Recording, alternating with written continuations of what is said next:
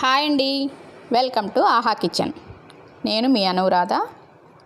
ఇవి మ్యాంగో కుల్ఫీలు. మామూలు కుల్ఫీలు తినుంటారు కదా, కరెక్ట్గా ఇవి మ్యాంగో కుల్ఫీలు. మనం చేసుకుంటే చాలా బాగుంటాయి. ఈ మ్యాంగో కుల్ఫీ చాలా టేస్ట్గా, చాలా ఈజీగా ఎలా చేసుకోవాలంటే చూడటానికే తినడానికి చాలా బాగుంది. దీన్ని ఎలా చేసుకోవాలో చాలా తక్కువ టైంలో చాలా ఫాస్ట్గా చేసుకోవచ్చు. దీనికోసం మనం ఒక గిన్నె పొయ్యి మీద పెట్టుకొని 2 కప్పుల పాలు వేసుకున్నాను.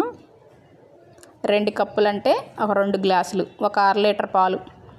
1/2 లీటర్ పాలు తీసుకున్నాను. తీసుకున్న తర్వాత దీన్ని బాగా మరగనివ్వండి. మరగటం అంటే ఈ 2 కప్పుల పాలు 1 కప్పు అంటే 1/2 లీటర్ అయిపోవాలి, అంతవరకు మరగాలి. మీ దగ్గర కనుక మేగడ ఉంటే పాల మీద మేగడ అది కూడా వేసి దానిలో మరగనివ్వండి. చాలా టేస్ట్గా ఉంటుంది. దీనికోసం నేను 4 రకాల డ్రై ఫ్రూట్స్ తీసుకున్నాను. ఒక్కొక్కటి 7-8 కాడికి తీసుకోండి. లేదంటే కనుక 4 రకాలు కావాలని రూల్ ఏం లేదు. ఓన్లీ జీడిపప్పు, బాదం పప్పు ఉన్నా పర్లేదు, 2 రకాలు ఉన్నా పర్వాలేదు. మీ దగ్గర ఏ డ్రై ఫ్రూట్స్ ఉంటే ఆ డ్రై ఫ్రూట్స్ని తీసుకొని మిక్సీ జార్లో వేసుకొని రవ్వగా మీరు గ్రైండ్ చేసుకోవాలి. ఇదిగో ఈ కన్సిస్టెన్సీలో చేసుకోవాలి. మీ దగ్గర కనుక డ్రై ఫ్రూట్స్ తక్కువగా ఉండి ఓన్లీ జీడిపప్పులే వేసుకుంటున్నారనుకోండి, బాగా మెత్తగా పేస్ట్ చేసుకోండి. అప్పుడు క్వాంటిటీ తక్కువ వేసినా పర్వాలేదు. క్వాంటిటీ ఎక్కువ వేసేటప్పుడు మాత్రం కొంచెం రవ్వగానే గ్రైండ్ చేసుకోండి. జీడిపప్పు ఒక్కటే వేస్తే కనుక పాలు త్వరగా చిక్కబడిపోతాయి. బాగా మెత్తగా వేసుకున్నామంటే పాలు తొందరగా చిక్కబడిపోతాయి. కొంచెం రవ్వగా చేసుకుంటే మరీ అంత తొందరగా చిక్కబడవు. అందుకని ఈ 2 కన్సిస్టెన్సీల్లో మీకు ఏది నచ్చితే, తక్కువ వేసుకునే వాళ్ళేమో మరీ మెత్తగా పేస్ట్ చేసేసుకోండి. ఎక్కువ వేసుకునే వాళ్ళు కొంచెం రవ్వగా బరకగా గ్రైండ్ చేసుకోండి ఈ డ్రై ఫ్రూట్స్ని. ఇప్పుడు దీనిలో 5-6 స్పూన్లు పంచదార వేశాను. ఇది కూడా మీ క్వాంటిటీకి తగ్గట్టు, మీ తీపికి తగ్గట్టు చూసి వేసుకోవచ్చు. ఒక 1/2 స్పూన్ ఎక్కువ తక్కువ. మామిడికాయ మంచి తీయగా ఉంటే కనుక చాలా తక్కువ పంచదార వేసుకోవచ్చు. తీపి మామిడికాయ అయితేనే బాగుంటుంది. నేను బంగినపిల్లే తీసుకున్నాను కాబట్టి దీన్ని ముక్కలు కోసి ఆ ముక్కల్ని గ్రైండర్లో వేసి మెత్తగా పేస్ట్లా చేసుకున్నాను. రసాల మామిడికాయ తీసుకుంటే ఆ రసం రెడీగా పిండుకొని పక్కన పెట్టుకోవచ్చు. ఇప్పుడు ఈ పాలని చిక్కబడిపోతున్నాయి. ఇంకా ఈ కన్సిస్టెన్సీ అంటే నాకు కరెక్ట్గా సగం అయ్యాయి, 1 గ్లాస్ పాలు అయ్యాయి. అప్పుడు కట్టేసుకున్నాను. ఇప్పుడు దీన్ని పూర్తిగా చల్లార్చుకోండి. అస్సలు రూమ్ టెంపరేచర్లోకి రావాలి.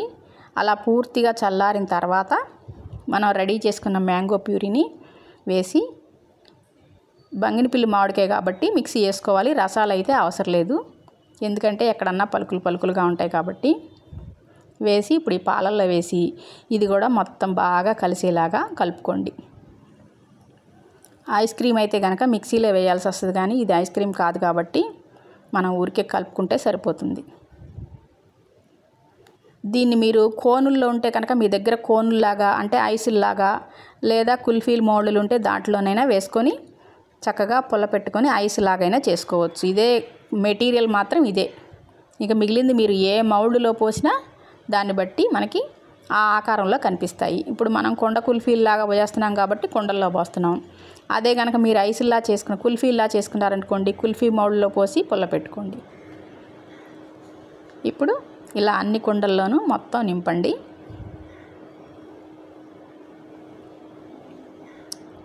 ఇలాగా మొత్తం కుండలన్నింటిలో నింపండి. ఈ కొత్త కుండలు కనుక మీరు ఒకవేళ తెచ్చుకుంటే వాటిని ఒకసారి రాత్రంతా నీళ్ళల్లో నానబెట్టి అప్పుడు ఇవి పోయండి.